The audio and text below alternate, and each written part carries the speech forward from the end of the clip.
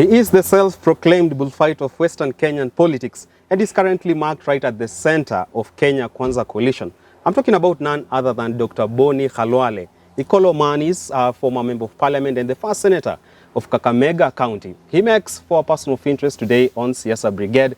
Of course, a show that comes to you every Monday, Wednesday and Sunday. We are always grateful that you always tune in. And of course, before we end up this conversation, as is the norm, we give you a daily dosage of the Wheel of Time segment. And today, we go all the way to 1987 to the period to 1990, and we look at the life of Herman Manyora as a young university student at Kenyatta University. Talk around town is that he was the life of the party, and every lady around Lumbei village and Kenyatta University will have wished to have him as the boyfriend. How true that statement? And also, we are trying to look at his late mother, Mama Netsi Itago, how fierce that probably his son will be lost in the thrills of the city that is Nairobi. Of course, that's an interesting segment that you should be posted on before we wrap up this conversation. So stick through this conversation for those inciting elements of Herman Manyora's life. Always a pleasure to have you on board. My name is Richard Mwenja, and let's dive straight into this conversation. Herman Manyora. Yes. You're looking great today. Thank you, Richard. All right, and a bit energetic.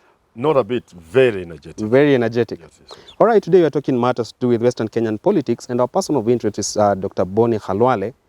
It has made headlines a few days ago that there was a scuffle in one of the rallies in Western Kenya, and we saw him go bare knuckles on on Cleophas Malala. And of course, we saw Boni Khalwale's car being pelted with stones, and he was chased out of the crowd by supporters of Cleophas Malala. The reason being, he is argued to have supported, or rather endorsed, Fernandez Barasa, who is the gubernatorial aspirant under the Azimio coalition, you know. So Cleophas Malala come and said that's kind of betrayal from the side of Boni Khalwale. He says, Munichagua, I'm the best candidate, but for the other seat gubernatorial, choose whoever you feel is the great leader. Some sort of betrayal. Would you say this is potentially showing cracks in the Kenya Kwanza side and could spell doom for Kenya Kwanza in Western? No, to be fair to Boni Khalwale, nothing like that happened. Come on. He never said he was supporting Fernandez Barasa. What he said was, we are here and we are your sons. Elections are coming. From us, since you are not choosing outsiders, we are your sons. Elect whomever you think. All right. And Malala would have wished him to say no, for governor, elect Malala. Then Boni explains, it is where he was, the territory. It was in the opponent's stronghold. And you must know how to speak. So Boni Khalwale is a more seasoned politician than Malala. He says Malala is a little young, so he can't understand. I see. It happens all the time.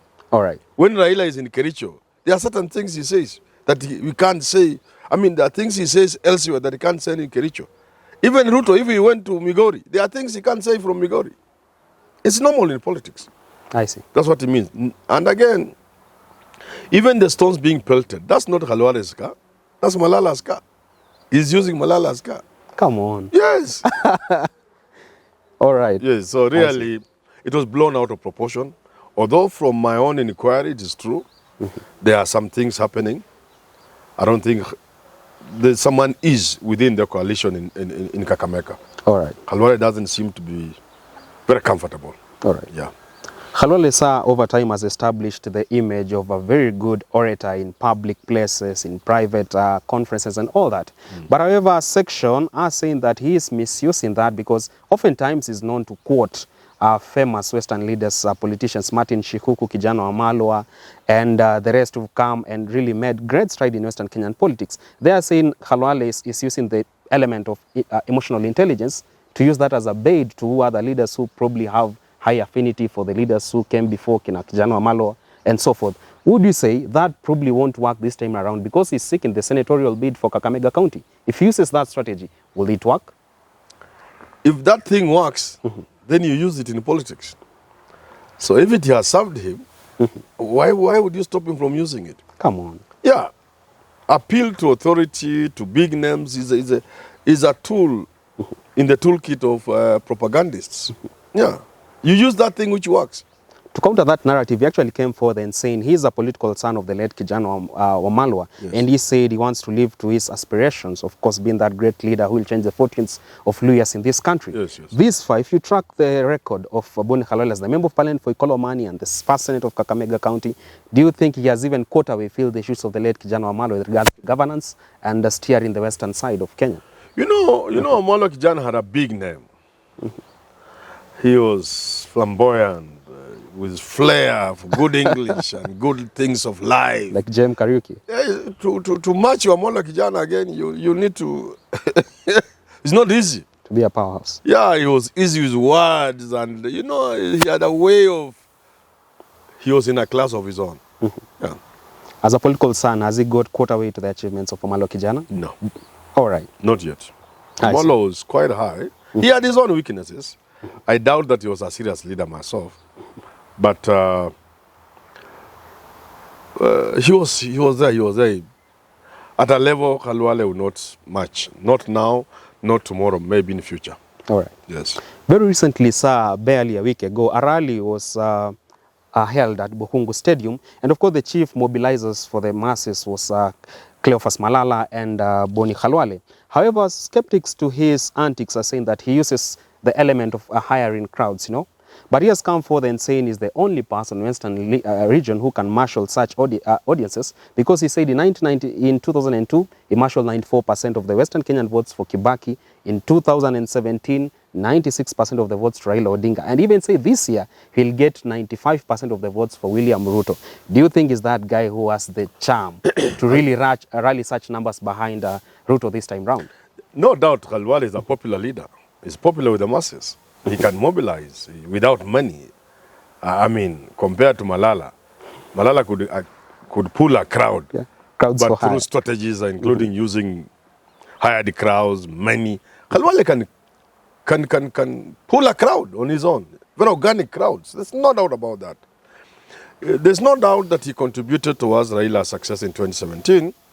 No doubt that he contributed towards Kibaki's success in 20. But I think he's blowing things out of proportion. How much, if I were to ask him, if he had all that power to give Kibaki, give Raila, why didn't he give Mudavadi in 2013?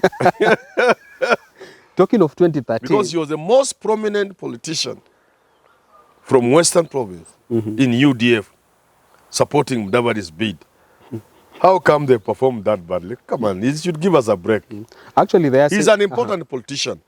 But in terms of ranking, he could be around number 10. There are others, Ukoju, Oparanya is up there.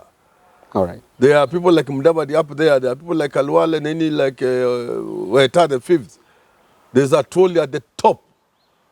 By the time you get to Khalwale, he cannot be said to be the most popular politician in Western. Talking matters 2013 politics, a section of Kenyans have come forward and said Boni Khalwale is a selfish leader who uses the interest of the party for his own gain. In 2013, Mudavadi lost, but he won the senatorial bid. In this year, he's trying to look for that senatorial bid under Kenya Kwanza, and he's not really big on making sure William Ruto will succeed. Do you think that these smart antics he's using will at some point come to an end? There will be a dead end to it, of him winning, but the party, the general national leader, doesn't succeed? You cannot blame a politician for being selfish, because selfishness and politics is one and the same. Game of interests. And when you are supporting somebody and you two are running, you come first. The person only comes second. It's natural. But there is a narrative. I mean, there's no politician who say, okay, mimi bora Raila ashinde hata mimi nikianguka wangapi. They will be lying to you. Orengo has done mimi that. nipate na Raila apate. I want to be governor. I should become governor and Raila becomes president. None of them will say, so long as Raila amepata, even if I lose, I'll be secured in his government. Unless he was not a serious candidate. Any serious politician will want themselves to be the first.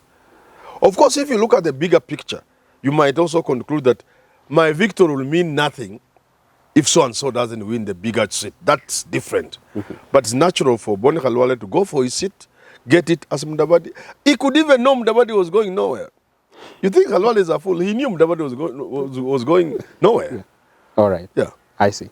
Very recently, he actually tweeted and said, if I had gold and silver, I would have given it to all Kakamega residents, all thanks to the numbers that turned out for the Buhungu Stadium rally that was recently held there. Yes. Now, a number of people come and say, how do you promise heavens for Kakamega's residents if you become their senator? Yet when you are the member of parliament for Ikolomani, we saw the perfect level at Ikolomani. Artisanal gold mining was still the order of the day in there. So now you come in and saying you'll change the fortunes, restore the project that have failed under Governor Oparanya's tenure, and really revitalize the Western Kenya economy alongside the governor who probably will be Malala. Do you think that he's overstating his ambitions, and probably that's just one of the empty promises he'll be giving people in his senatorial bid? Politicians are ambitious, nothing wrong. Politicians make promises, most of them useless, most of them unachievable, unattainable. It's normal. But you see, if Boni becomes senator and Malala becomes governor, the governor will be Malala, not Boni. So you cannot talk about things the governor will do. Because that will not be you. The governor will be the governor. That is Malala. And you, of course, I know Malala will not get, but even if he got, that will be him. I see. Not Boni. Boni is going to be in a situation which is good for the people of Western. He will be senator, for example, as Fernandez Baraza is, governor. From different camps. That to me is good. A match made in heaven. Yeah, although there's another young man who could beat Boni if he's not careful. All right. Yeah. Let's talk about Boni's past political life. Back in the days, it was more of political activism along Martha Karua, Mohisa Kitui, and a number of them, including Musalia Mudavadi. Yes. A number of people are saying that Boni Khalwale is losing his oomph when it comes to endearing to the masses as a legislator who has the best interest of the nation at his heart. How true is that argument that now he has moved from political activism to more of psychopathy-based politics? Boni Khalwale is a very good friend of mine. He has made a number of blunders in the recent past. And the politicians do this all the time. The first blunder was to go for the governor when he should have gone for Senate. I advised him. Him and I used to appear on NTV. Yeah, AM Live. AM Live. And I used to tell him on air, not off air. It was him and Hassan Omar. I told him, please, Hassan Omar, you will not beat Hassan Joe. Go back for your Senate. Boni Khalwale, you will not beat Oparanya. Go back for your seat as senator. If he had listened to me, he was going to get this seat of governor easily. All right. 2022. Secondly, the second mistake was the manner in which he embraced Jubilee after the elections of 2017. He switched camps and embraced Jubilee in a manner that seemed to present him as a traitor. But more importantly, a lot of cheapness surrounding that. Looking at where the country was at that time and the manner in which he left Raila aside to go soft on Jubilee, and it was even rumored when Uhuru was making his first government in 2017, his government after the elections, Khalwale was promised a position. He looked cheap, and that really has injured him. And then what has completely finished Boni Khalwale is to turn around and forget the things he had said about RUTO that are in public domain, forcefully, and now say, this is the angel. And to make matters worse, he presents the things as if he can deliver Western to RUTO. And everybody knows it's not possible. Come on. It's not possible. And for that reason, I think he has made those blunders, and it may be difficult for him to recover from those blunders. I see. Especially if people like Aina beat him for Senate. Yeah. All right. He stands a very good chance. Maybe as a senator he may establish himself. But he will be surrounded, even if he were to win, he will be surrounded by Azimio government everywhere, left, right. He'll be a very relevant senator.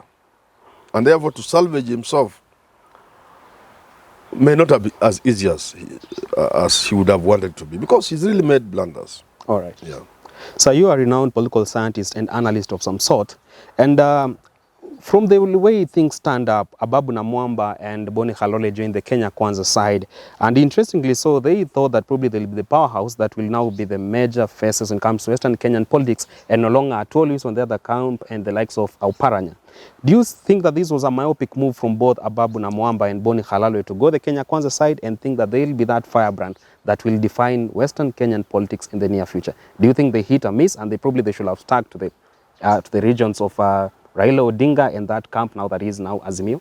You know, politics is a game of moves. You can't fault anybody for making their move. But when Ababu Namamba went the way he went, not even this year, this season, Yeah, the other 2013. season, I saw him going the Mungatana side way. You can disappear. You have to play politics very carefully. Because our politics is ethnic and regional based. There is what I consider a natural home for somebody. So people like Boni Khalwale fit naturally within the Azimio outfit, within the Raila orbit. The moment you choose to orbit outside that orbit, you stand up the danger of becoming irrelevant. He knew love Ababu Namwamba by his side. Who? Boni Khalwale. He thought that they'll make a powerful duo. No, those are small politicians, weak junior politicians. Come on. That's the truth. The firebrand that Ababu was back in the days? Where? He has no voice. Come on. Where has he the Let me voice? tell you. Where? Way back from 2010, going way back to around 2007, Boni Khalwale was on numerous occasions awarded as the best legislator in Kenya. Yes. And so was Ababu Namwamba. Yes. So definitely, how are you ruling out that this was a duo It that... is one thing to talk in the parliament and even get accolades, but to hold sway in a region where we have heavyweights like Atwoli and Oparanya and Eugene Wamolo and the rest, you are just a toddler. And now Natembea. Yeah. Come on. You have no voice. All right. Yes. Let's talk when about... men are talking in Western. Listen, Richard. When men are seated to talk about issues of Western, who is the Babu Namwamba? A water boy, perhaps? Boni Khalwale ni mboga gani? When men are talking about issues of Mulembe Nation, Atwoli amekaa pale, Aparanya iko pale, Eugene pale. Yeah. No, Wekesa. Kina Noah Wekesa, watu wazito. Vijana wanaambia tembeni kando kando kidogo mtarudi kama wazee wameongea. Msongeshe moto. Yes, that's what Come kina on. Babu Namwamba are, and they are good people. I see. And they have a future, except they are messing the future by going for quick gains. Thinking you can join somebody like RUTO quickly and maybe gain one or two things. He supports you. All right. It's difficult. I see. Almost coming to the tail, we have seen him being voted many times as the best legislator in Kenya when it comes to legislation. And of course, we as Kenyans will want a member of parliament or a senator or governor who has our best interest in terms of policy recommendations and policy actions in parliament. With that in mind, taking that as your footnote, do you think that now will endear the masses and people will say, now let Boni Khalwale be our senator and perhaps in 2027 our governor? Because at the end of the day, it's not just about Western leader politics and all that. It's about policy reforms, policy recommendation in parliament, and the person who will articulate the issues in parliament. With that in mind, do you think Boni Khalwale's future is secured in Kenyan politics? Boni Khalwale, no doubt, is a good politician. He's a capable leader. He's a man with a future in politics. But I'm saying the moves he has made in the recent past jeopardize his chances for future. Which was solid at some point. Yes. I have said this of Mudavadi. I said, look here, Mudavadi. Your future is with Raila Odinga. You go the RUTO way, and then RUTO is going to lose, because he will lose. And then see how irrelevant you become in Kenyan politics. And I've just repeated here the same for Khalwale. He is going to be an irrelevant politician in the region, because the region is going to be strongly controlled by Azimio governors, Azimio everybody, Azimio kingpins. All right. And Raila holding sway there. You are an irrelevant politician. You might want to cross the floor, but nobody will want to listen to you. All right. Because you had no value. Just to cross this off the minds of many. Yes. Now that you are concluding, are you saying the 95% Khalwale has promised RUTO in Western Kenya is not at Bona? Where would he get? Please. In his dream. Come on. I have told people, Western province is predominantly Raila. And some of the reasons are things you can't change. What about his charm of using local songs, the bullfighting Those ones, stuff? bullfighting and stuff, can give you a sprinkling of votes to give for yourself. But to transfer those votes to RUTO, my friend, Won't be a walk in the park. RUTO, if he were to try very hard, he will hit 30% Western vote. And why? Because he'll get very high scoring and ratings and votes from Bungoma. So when you use the high percentage of votes from Bungoma, you can now add with the small showings around within the other counties, and the average then can come to 30. All right. Bungoma will make RUTO get 30% of Western province, because he could get as high as 60% of Bungoma. Now, if he has Vihiga, 35 or 40. Busia 20% or less. Kakamega maybe 18, 25%. When you do the average, 28 to 35 there. It's okay. 95, even 70. What did Mudavadi get? I mean, you got terrible. Western Mulembe Nation is a Raila zone. And I'm telling you some of the factors. All right. Are ethnic, for example. You know, some of the factors are historical. The Luo and the Luya are sometimes one and the same in a way you may not separate, even by blood, by language, by culture, by many things. And Raila himself has organic followers. All right. You get it? So you get people who will be following Raila from Western because of ethnic considerations, because cultural consideration, linguistic consideration, geographical consideration, cross-boundary, border people, You get people who are his followers organically. And then you get people who are him cutters of kingpins like Atwoli and Paranya and the rest of those people. And you say you can get even 40% of Western for RUTO. It's a dream.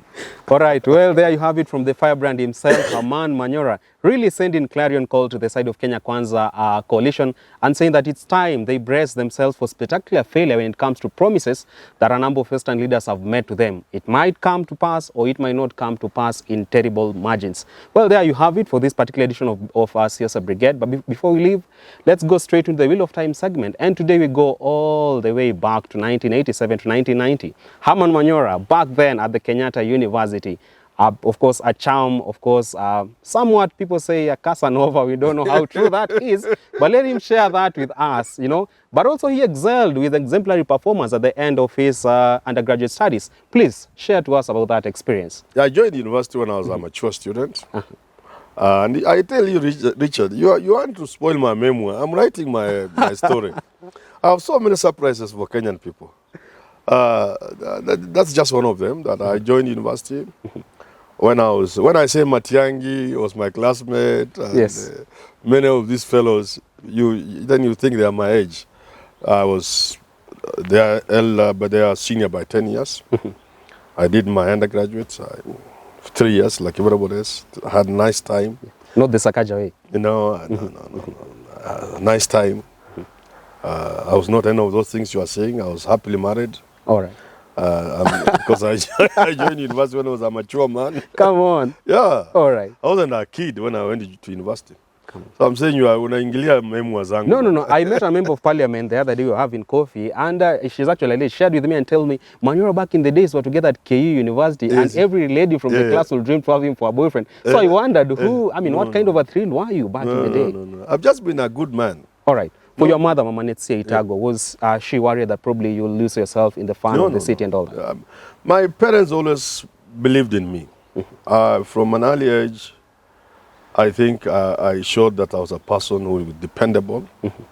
I've never been a person of airs. My mother, if she was alive, will tell you, I will go to the portion meal for my mother. And I know people, even when I was a dashing young man, I'll still take maize to the portion meal and come back with maize flour for my mother. And I've always been a simple person, and nobody would have any worries with me. Life can never get me to do what I don't want to do. Even when I used to drink, I never got carried away like many other men. And I'm a steady person. All right. What helps me is that I'm a simple person. Down to earth. I'm a village boy. I'm simple. I'm not rich. Never have been rich. And I'm not bothered. You only know a few people. I know big people, but they are their property, not my property. I have friends who are billionaires. But you can see the life I live. Look at my shoes. I see. Well, let's wrap up at that point. Of course, sharing memoirs into the life of Herman Manyora. We'll be dropping a number of his pics back in the day with a big Afro style.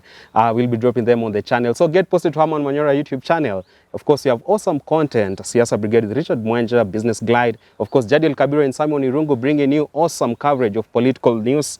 And of course, the run-up to the 2022 general elections. Until next time, God bless. See you then.